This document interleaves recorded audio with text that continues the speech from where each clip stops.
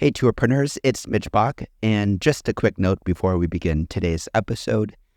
Tourpreneur is currently sponsored by Google. We're thankful for their support of our community, and we are offering with them a completely free course helping you unlock the power and potential of Google's Things to Do program, which is specifically helping tour operators add their tours to Google in new ways that gives you new exposure and more direct bookings. To learn more, go to tourpreneur.com/Google. And as always, show notes, more resources, links to our newsletter, our business coaching community, and so much more are available on tourpreneur.com. Now to the episode.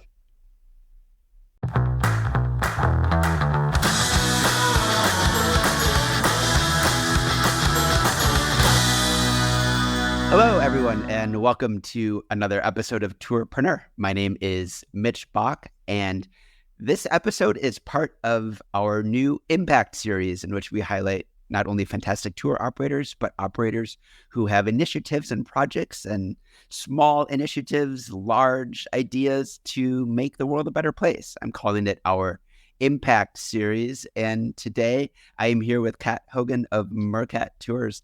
Kat, a huge welcome. Hi. Thank you for having me. Yeah, it's a pleasure. And I have to say, you are an operator in Edinburgh, Scotland, and I am the only member of Tourpreneur who is not Scottish. Are you okay talking to an American? Very happy to, of course. You just have to come over and visit. Well, I will say, not only have I visited, I probably walked past maybe you delivering a tour. I will say, though, if I did, I would not have understood what a Mercat was. Now, your name is Kat, but I had to Google what a Mercat was because all I knew was a meerkat, which I believe is like a rodent in Africa. So can you tell me, first of all, the name and a little bit about your tour company? Well, first of all, you're not the first to mix us up with that little rodent and compare the meerkat. So, you are forgiven. Mercat's actually the Scots word for market. And the Mercat Cross is an octagonal stone monument in the heart of Edinburgh. And there is, in fact, a Mercat Cross in every borough that was granted trading rights across Scotland. So towns and villages, cities, small and large, had a Mercat Cross, named because it was the main marketplace of the town, as I say, the trading spot. But from our point of view, if you were a visitor to Edinburgh, say 300-400 years ago, then it would be to the Mercat Cross you would go to find yourself a caddy, not a golf caddy, but the original caddy, which was a guide, and a local who would meet you there, give you a warm welcome, take a few coins, and of course then lead you to wherever you wanted to go in the city, a bit like a taxi, and give you stories along the way. So that's why we're Mercat Tours, because we're recreating that tradition of the welcome at the Mercat Cross and the service of the welcome and the visit around the city, and of course we meet at the Mercat Cross. So that's where Mercat comes from. I love that. That's beautiful. And how long has Mercat Tours been in existence? We are almost 40. We did our first tour on the 1st of July, 1985. Wow. Okay. That makes you over 40 years old, or almost, I guess. So I see when I visit your website that you have a quote on your homepage: "History is a damn good story. What it needs is damn good telling." Can you tell me a little bit about kind of the ethos of Mercat? And I love quotes like that because I love fantastic storytelling, but tell me about what makes a Mercat tour so good or interesting. Well, you've absolutely gone to the heart of it. It's a brilliant question. Mercat actually started in a classroom in the 1970s when there was a history teacher in Edinburgh, in an Edinburgh high school, who was, the best description is a bit like, Robin Williams in History Boys. When he gets everybody up on the desks to make sure that they can see the world from a different view, a different perspective, that really kind of inspirational teacher. Well, that's what he was like.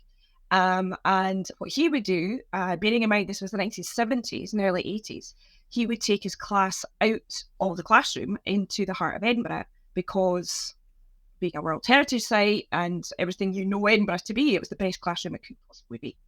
And his belief was history is a damn good story. What it needs is a damn good telling. And that's what he literally did every day, teaching in the classroom.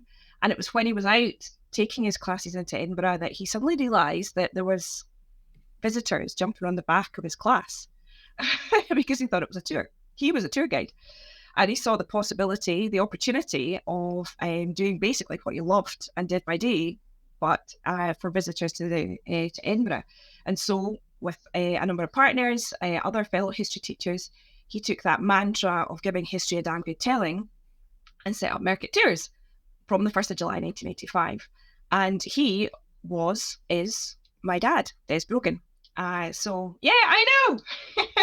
So yeah, it's really simple. It's what he always loved. It's what he always did, and he just did it for a different audience. But really, fundamentally, that's where and what we still do today at the Mercat Cross is give history a damn good telling. Well, this storytelling gene has been passed down a generation because that is classic phenomenal storytelling. You save something for the end, you make a reveal, and it delights the audience. It makes us gasp. That was fantastic. I love that. Unfortunately, this is not an episode focused on storytelling, but it should be because I could probably talk to you for the next couple of hours on how that is. Oh, it's the beating heart of any great tour company, a great experience. And it's the easiest way to add perceived value to your product. It's just deliver it in a fantastic way.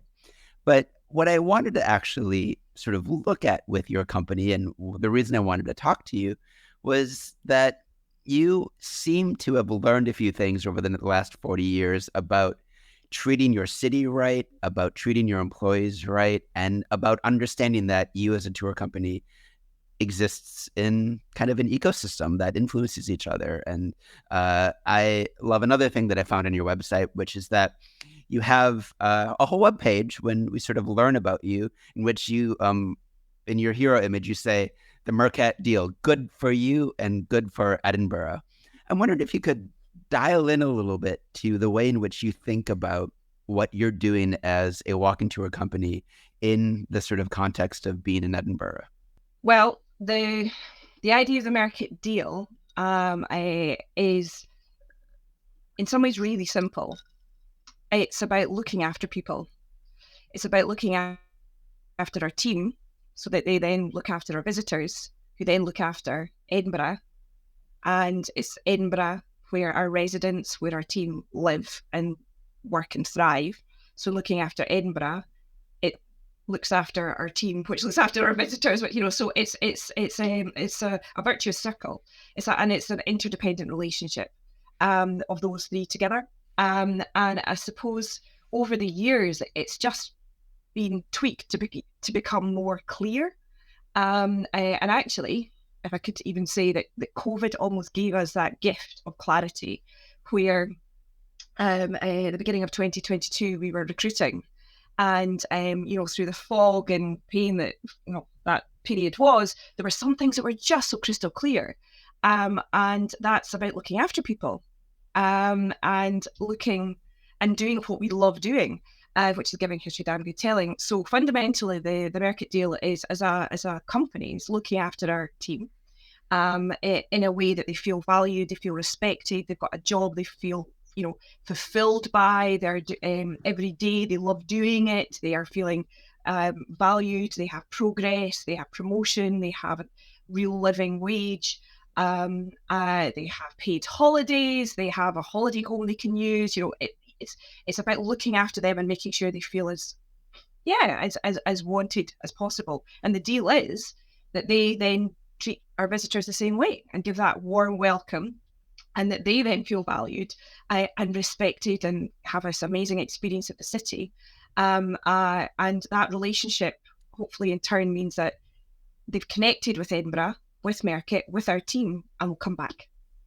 And they will choose us in future. So the deal is all about looking after our team, to look after our visitors, to look after Edinburgh.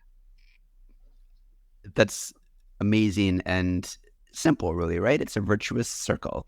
It you benefit your employees benefit the community, and the community is stronger and better, which attracts visitors, and it just goes on. Clearly, since 1985, what was and I do want to in a minute dial into the deal a little bit, but I wanted to start by just saying, what was the development of this ethos like over the course of your existence as a tour company? Was it something you did intentionally, or did it just sort of arise out of the way in which you've always done business?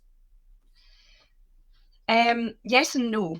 I think it's fair to say when Mercat started, so going right back to 1985, it was run by history teachers who therefore had full-time jobs, and somehow managed to create and operate this walking tour company squeezed into the school holidays, which was obviously summer, October, kind of Christmas, New Year, and Easter, which was supposed to be their holidays, of course.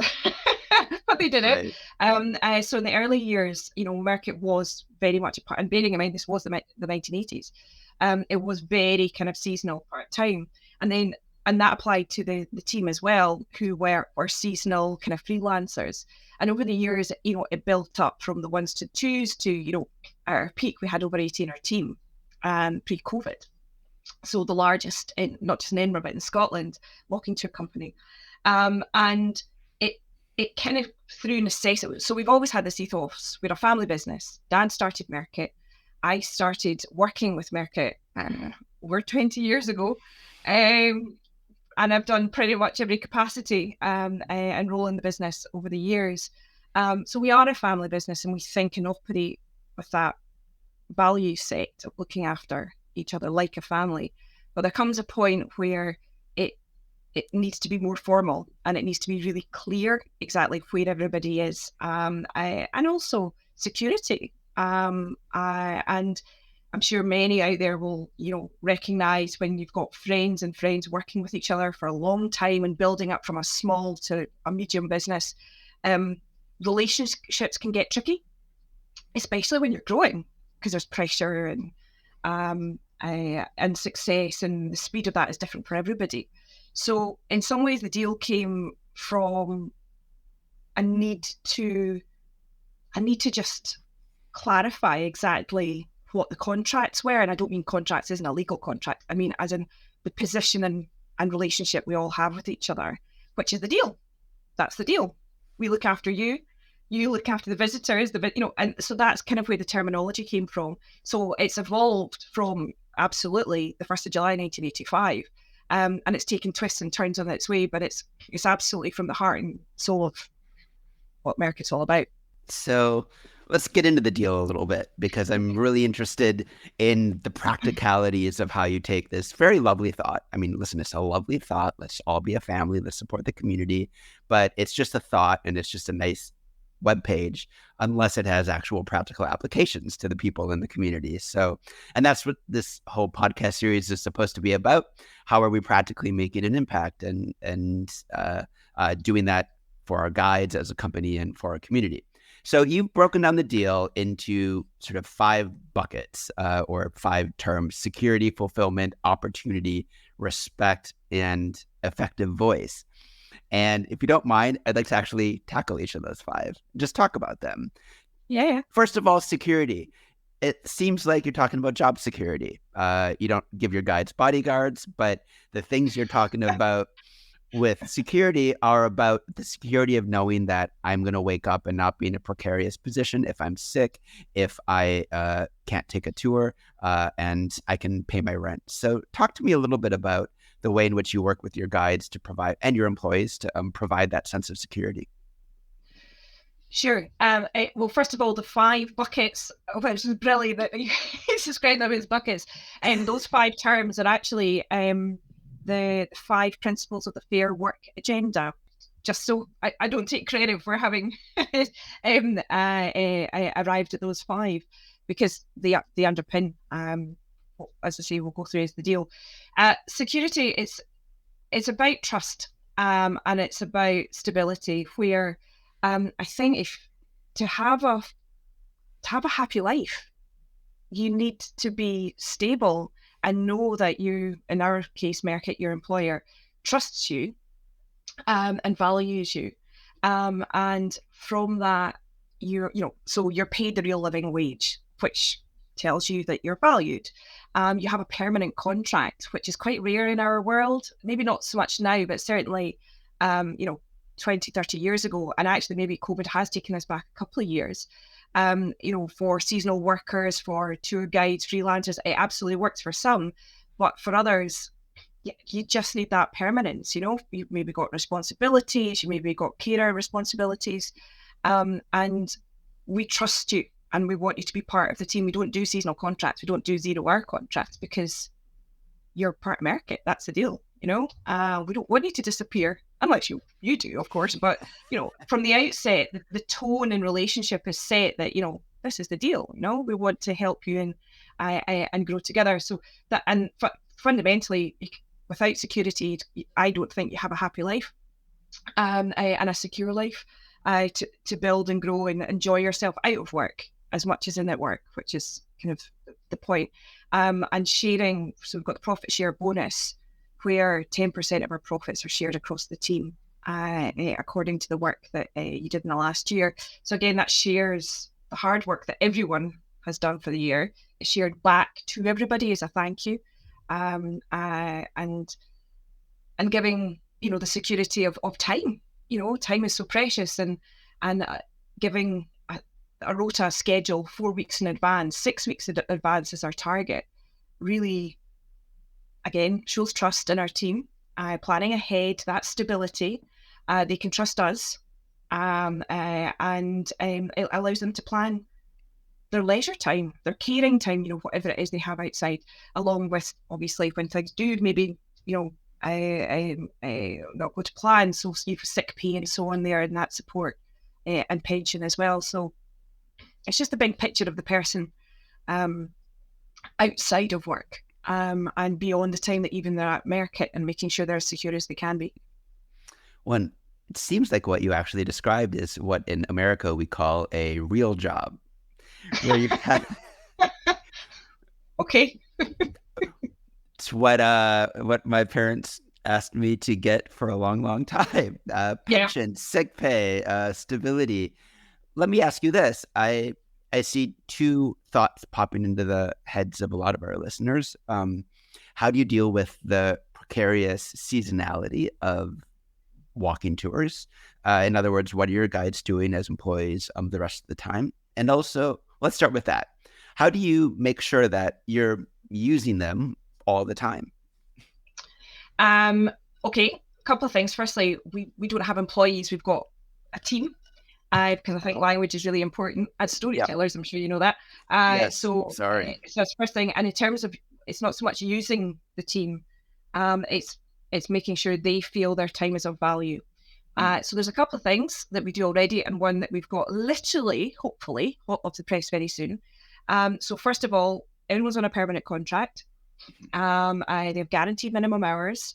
What's about to be rolled out is living hours, which is a calculation whereby, depending on your rate of pay, so the real living wage is £11 an hour, you should be guaranteed an income of 16 hours a week in order, and that's called living hours. So it's not just having a living wage, it's living hours. So what we do is, those guaranteed hours are year round. They can and will earn more in summer, because, as you say, that's our season, that's the reality of our world.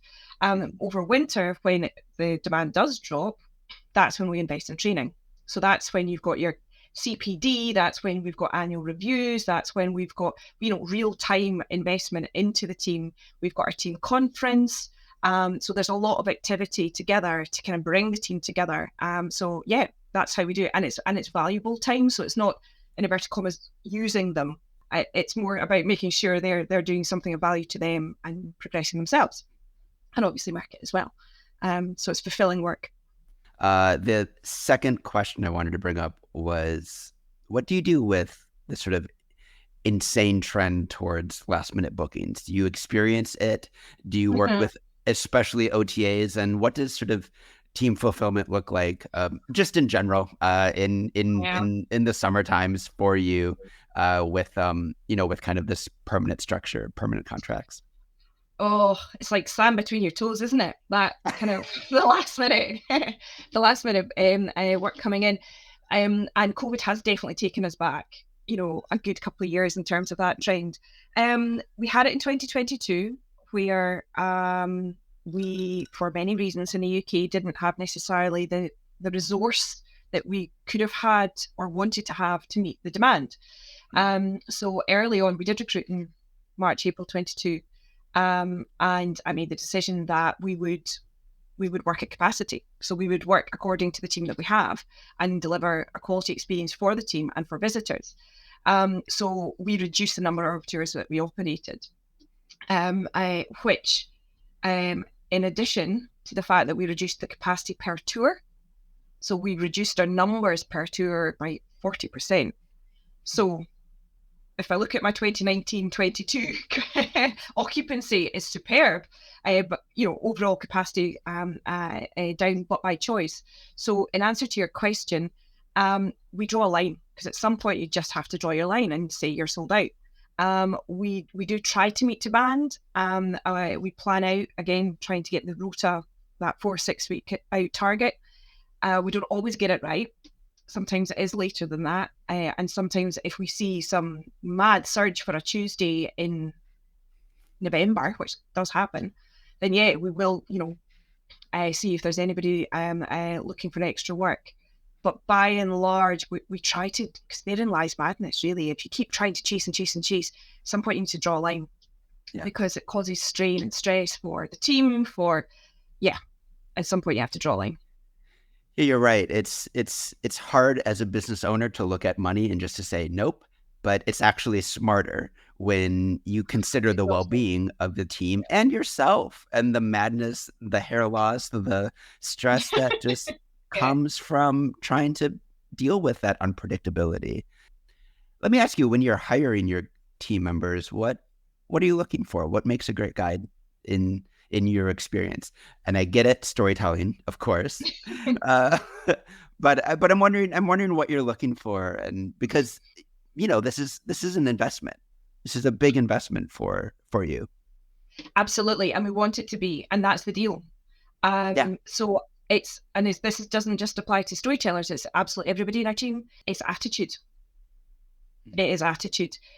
And we've had it where we've had some of the most compelling storytellers in the world in front of us, because but you just know they're not going to be a culture fit. They're just not going to have. You can just tell the attitude doesn't work, and it's not worth it. It's not worth it for them or for us. So it's a very grateful and best of luck, but not for us. So it comes down to attitude, because on the flip side of that, we've had some in our team who have applied for one role. A kind of administrative role. But we've just seen that little, there's that something, that spark. And they've come in that admin role, but we've kind of watched and kept our eye and slowly nurtured, and there we find the storyteller. But that works right the way across the business. We see people, not jobs, So I think it's attitude. For any role, attitude is what we look for. That kind of mobility makes you feel alive. I think about that in terms of even, I was a guide for a long, long time, and there were companies I worked for where I was told basically this is the tour and this is what you're expected to do. And you feel kind of straight-jacketed into this sort of routinized experience, and you just don't feel alive.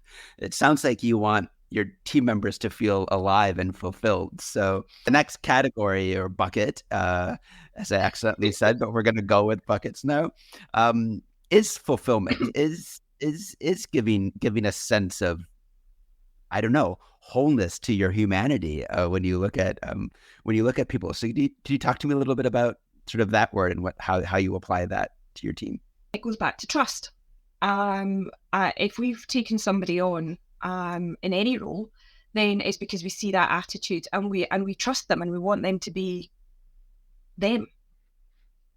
without being really obvious about it.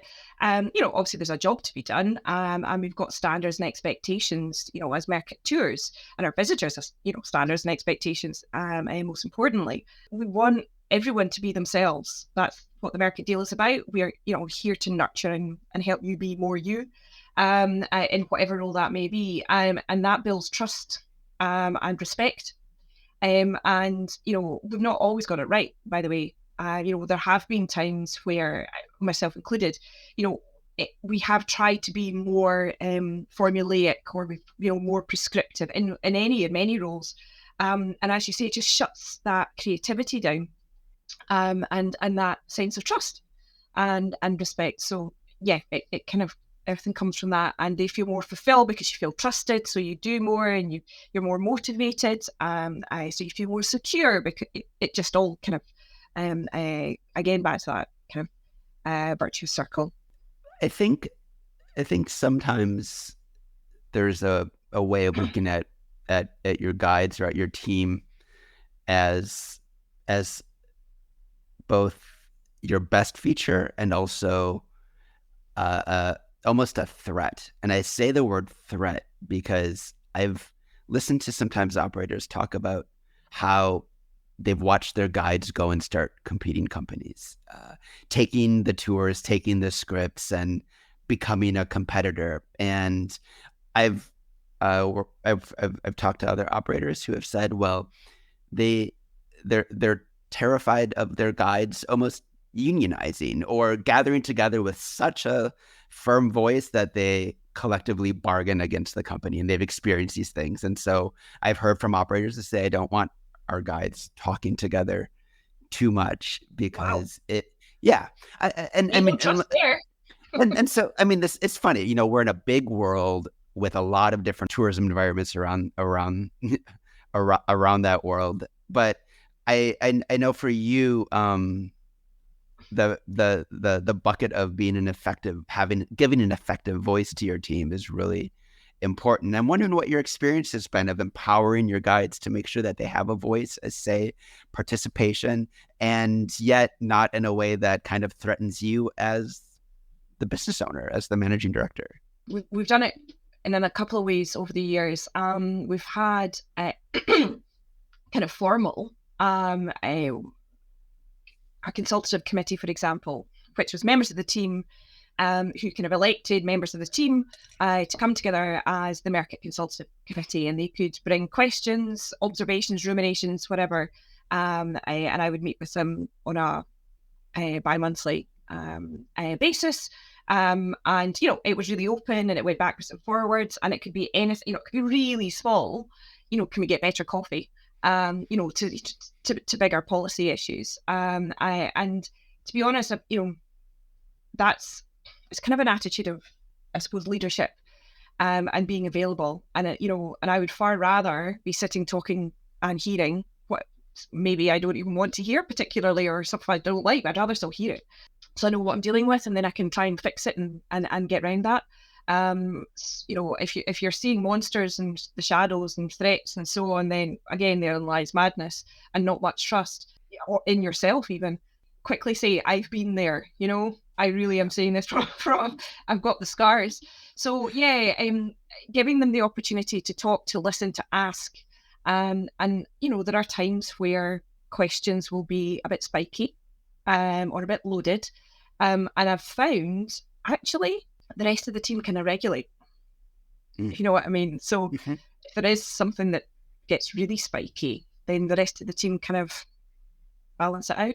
And if there was a riot, and that's happened in the past over issues, then okay, we'll talk about it. We did deal with unions actually during COVID. Unfortunately, probably most people did, when we had to go through redundancies. And I have to say, it was an amazingly positive experience, surprisingly positive experience, from, I think, the team's point of view, but certainly from my point of view, it was very supportive and positive. It's really that idea that you see the team as something to be controlled rather than empowered, and Yes. I like that it almost sounds like for you, it solves itself because you've gone through a lot of work to create a culture, a sense of what you're about. How do you instill that type of culture, or the Mercat way, through your training? Do you have kind of a very sort of specific onboarding process? Do you have a way in which you sort of welcome people into the team, either as guides or admin members? Culture is so precious, and it's like a cloud. You can't quite pin it down. You know when it's there, and you know when it's, and it's healthy. Each of the managers is responsible for recruiting their team, and I trust them implicitly. And they then have a very hands-on training program, which is appropriate to the role. So going back to what we said at the start there about that securities in terms of HR and payroll and contracts and so on, were absolutely clear and efficient when it comes to that reassurance of they know they're dealing with professional operation, and then move on to the really human kind of culture of Mercat, which is their line manager. Very hands-on. We're all very visible. Kind of, again, because of COVID, we all got front line, and very happily so, and still there.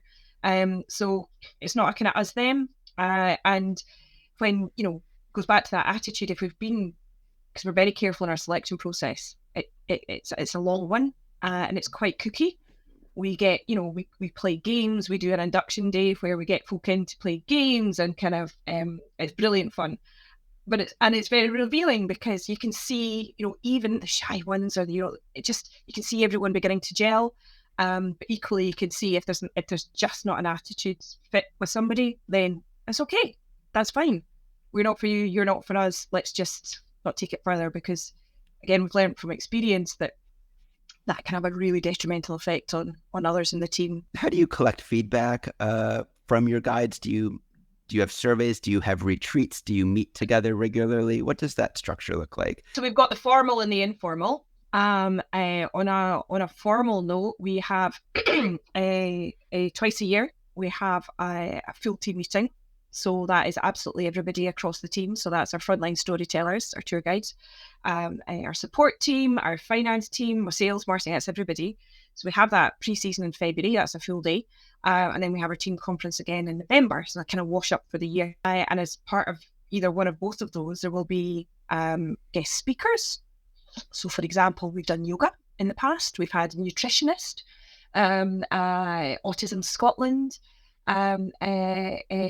presented Carers Scotland.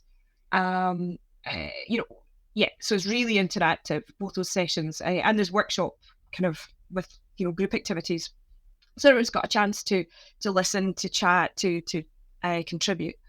So those are the two big formal ones in the year. In addition to that, we have ad hoc in-person meetings. So for example, back in September, August, we had one about the cost of living crisis, which of course is very hot at the time, and I really wanted to get everyone together to talk about it.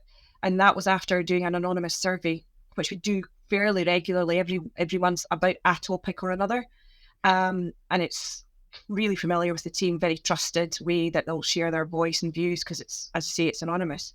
And then depending on the nature of it, we will follow up with an in-person get together. So that can be 20, 30 of us in person. So we've got all those mechanisms. Obviously, everyone has a line manager they can go to, and I'm here at any point. Technically, I suppose everyone's line manager. So those are the formal routes. The informal routes, we've got Teams chat, we've got WhatsApp chat, we've got sticky notes on the, well, we don't actually now. Got rid of the sticky notes because they were not green enough.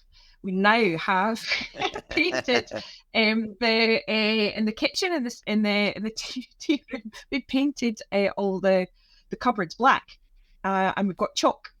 So those are our chalkboards. So there's loads of wee notes and stuff goes on, whether it's Halloween or Easter, and just nonsense goes up there.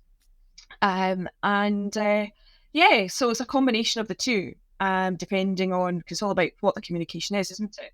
How formal or informal the mechanisms need to be, but it's regular and it's equal, whether someone's a 35-hour-a-week finance manager or a 10-hour-a-week support team. Everybody gets the same communication that is valid the same. Wow, there's so much to dive into there, but I'm just going to leave it broad and say, things that I take away from what you're saying are, number one, make sure you have a variety of ways of connecting to your team. That it's not just, well, we do this one meeting a year, or we have this one WhatsApp channel or whatever, because different people come alive, I think, in different ways. And having formal is important because it does provide that structure for people that do like that feedback in those kind of routinized and predictable ways. And other people like to just know that they can approach their manager or whatever when they want. So it almost sounds like it's a way of making sure you're connecting with all the different varieties of just personalities and styles of being a human that you have in a team. We have a quality assurance scheme, which we've run since about 12, 13 years now, where we have our own quality assessors who are recruited and run our assessment scheme, whereby every member of the team, a target is they have at least 2 assessment visits a year. And very much the aim of that is to celebrate success, to give feedback according to Mercat's expectations, because there are mystery shoppers out there that there's suppliers that could do that, but we're very careful in the people that we select to be the assessors, that they really know Mercat and what we're looking for. However, what we discovered, some members of the team felt they weren't getting enough feedback. So our storytellers, obviously, are key experience of our visitors, but our quality assessors do what we call a 360. So as part of the assessment, they potentially 5 points of contact. That could be the website or phone, email, WhatsApp contacts. That's a member of the support team. Member of the support team at the Mercat Cross when they're checking in. Then the storyteller. Then, if they, depending on the experience, there's another support team member in our Mercat cellar when they have a refreshment, and then another one as they leave the building. So 4 out of 5 of the team in that experience are actually support team, not the storyteller. And storytellers, can read TripAdvisor and Yelp and Google reviews and see all the comments there. But the support team felt that they weren't getting enough, feedback. And which is absolutely fair because they're an integral part of the whole experience. So for next year, what we're doing is we're refining the quality assurance process to make sure that we're celebrating success, we're sharing feedback, and as I say, identifying training needs as well. And that is going to be a more personalised report every single member of the team. So everybody gets feedback from the visitor, and not just what's out there on TripAdvisor. It's time consuming. It doesn't make logical sense if you look at it from, an efficiency standpoint. And yet it seems to me what you're saying is it makes all the difference in the world when it comes to how the team feels about your company, about what they're doing, about themselves. Exactly. So let's zoom out now. And I want to look at specifically an initiative that is more recent. It's younger, but it's part and parcel from my perspective with what you've always been doing at Mercat. And it's Our Stories, Your City initiative. I was wondering if you could just tell me a little bit about that. It was born in 3 phases. And the first was over 10 years ago. And that was when we started a partnership with a local social enterprise who are just along the road, neighbours in Edinburgh, in the Grassmarket. And they are the Grassmarket Community Project. And they are a social enterprise that build a community for those who are vulnerable, excluded, kind of on the margins of society, where they have found themselves due to long-term unemployment or alcohol or drug abuse, or just isolated. And physically, the Grassmarket Community Project brings them into the heart of Edinburgh and looks after them. So you can see why it kind of very much chimed with who and what we are. And initially, we went to them because as part of the social enterprise, they have a woodwork carpentry, and they train their volunteers up to get the craft of woodwork, and they actually sell their products. So we went there for initially to commission 9 tables that we were going to have on site as part of our kind of hospitality suite, and it kind of grew from there. We then started to hire their meeting space every month for our leadership team meetings, and then we used them for our team conference space, and then for our catering. So it just built and built. And as I say, it was a real values match. They look after people. And then skip forward to the kind of the second stage to how this came about, and that was 5 years ago when we had our team conference in 2006 almost, in 2017. And at that point, we had a complete revision of our why. You probably know Simon Sinek and the idea of the golden circle, your how, your what, your why. So we did that as a team. And at the time, there was just shy of 80 of us. And we just had to just rethink or check of why we're here. And out of that, everybody was involved. It was a huge, big workshop with a lot of volume. It was brilliant fun. And we came out and realised why we're here, why Mercat exists, is to make meaningful connections. Okay? With our visitors, with our city, with our locals, we make meaningful connections through storytelling. And at that point, I thought we do it every day on our tours. Our team do it whether it's over phone or email, a welcome at the Mercat Cross or our tours. However, there's just something in my head thinking that we can do more. There's more of a connection, a deeper connection with more people than just those that are here on our tours. So it was a kind of unfinished thought, I suppose. And then 2 years ago, in the height of the pandemic, whilst we were all isolated from our businesses, literally isolated from the chance to run our businesses, make choices about our businesses, isolated from our teams, what we love doing. We were really excluded from just choice, really, weren't we? And I'm obviously really good friends with the chief exec at the Grassmarket, and we kind of kept each other going on a leadership level and a friendship level right the way through the pandemic. And I realised through that friendship and that connection with him that whatever I was feeling and Mercat was feeling in terms of exclusion during COVID was nowhere close to what the Grassmarket community members were feeling. And that is what they'd felt all their lives. And that is why the project exists. And it was then that that idea that had started 5 years before, that's when I realised this is where Mercat can help. And this is where our team have to help, because we'd all been, we couldn't operate, we couldn't tell a story, we couldn't do what we love doing. And our team were kind of, at a loss. So when we started to recover the business and started to recover doing what we do, which is making connections on tours with visitors, with our city, thought we can help the Grassmarket members to reconnect with the city as well. They need it more than anybody. And for our team to know they were doing that skill that they love to share, that storytelling and love of storytelling that they love to share, but doing it for such an important audience who need it more than ever after such a horrible time we all shared during the pandemic, it was powerful for everybody. It was going to win for the Grassmarket, going to win for our team, it was going to win for the city, and the final bit, the jigsaw, was including visitors, so that they would make a connection with the city and our team and Grassmarket, and therefore hopefully a connection with the city forever, that they would then return and come back to. So that's where it all came from. It's like making those meaningful connections for everybody.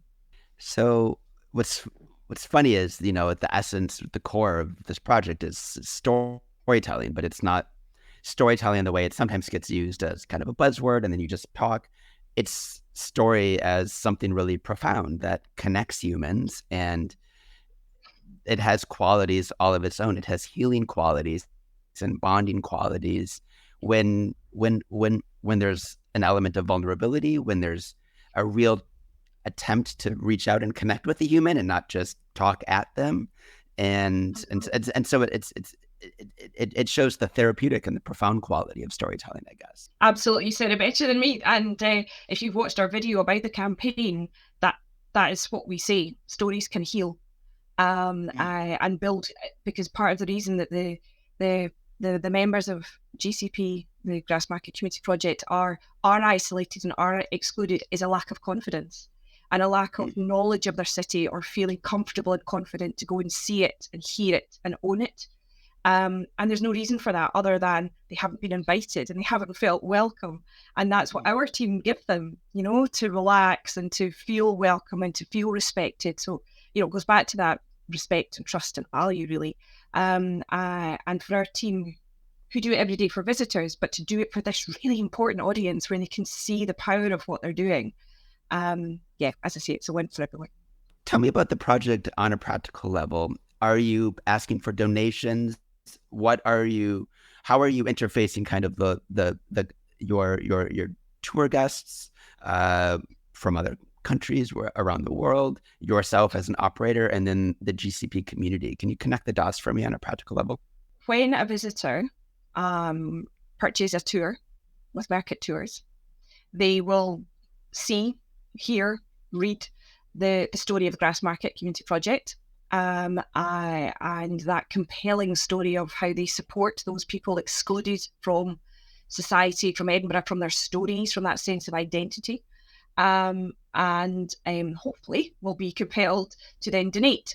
In addition to having bought their own ticket for their tour, they will then have the option to donate an amount they wish to pay forward, in order that as that donation pot builds up, we then draw down from that £100,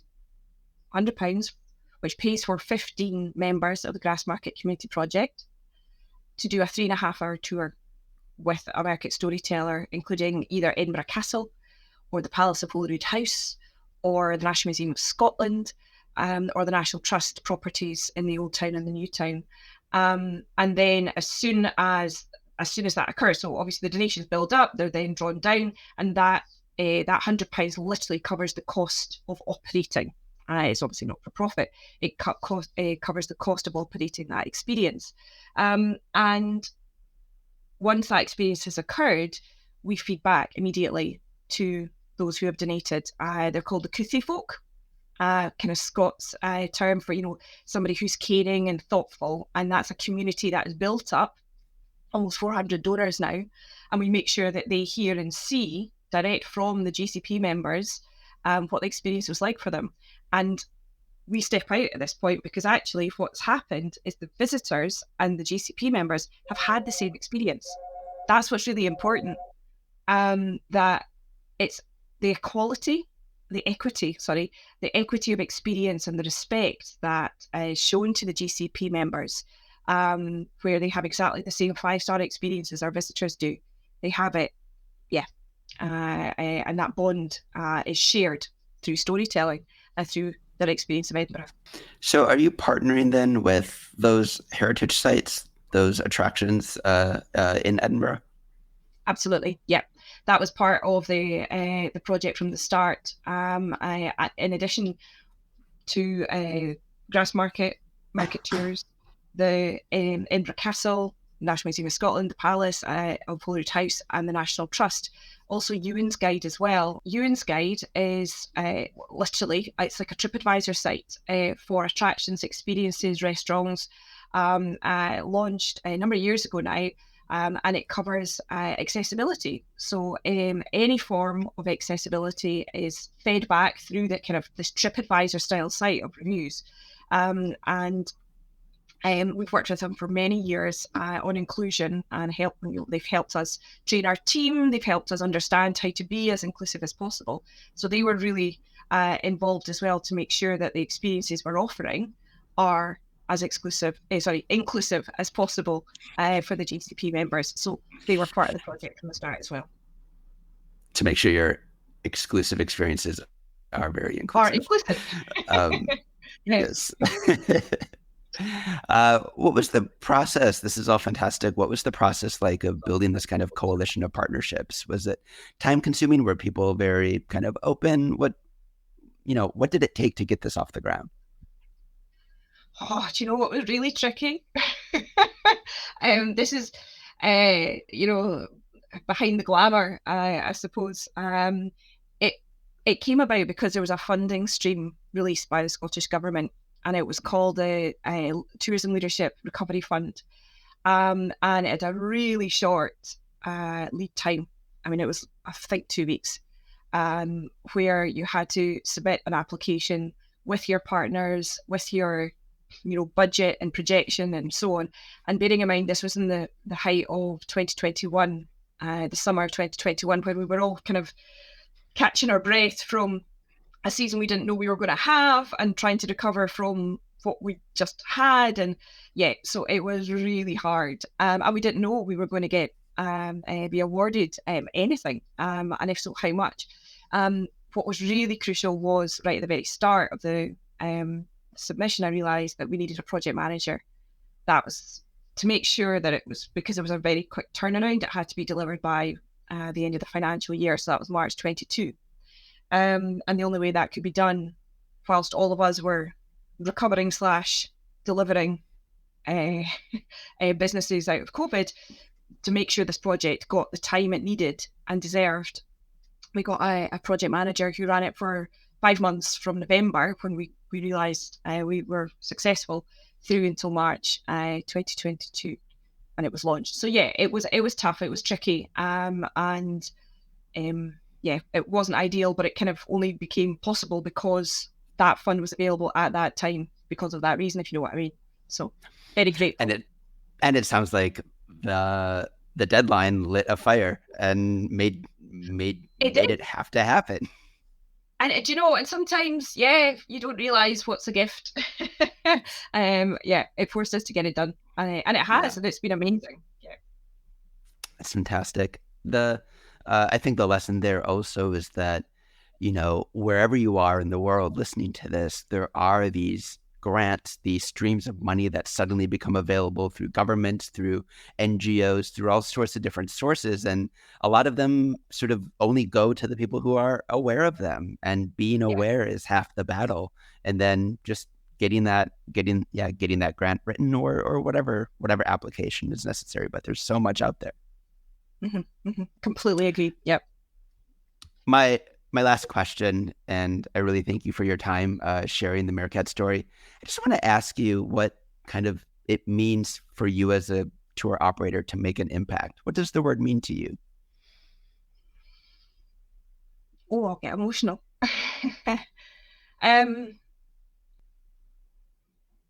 To make people feel important,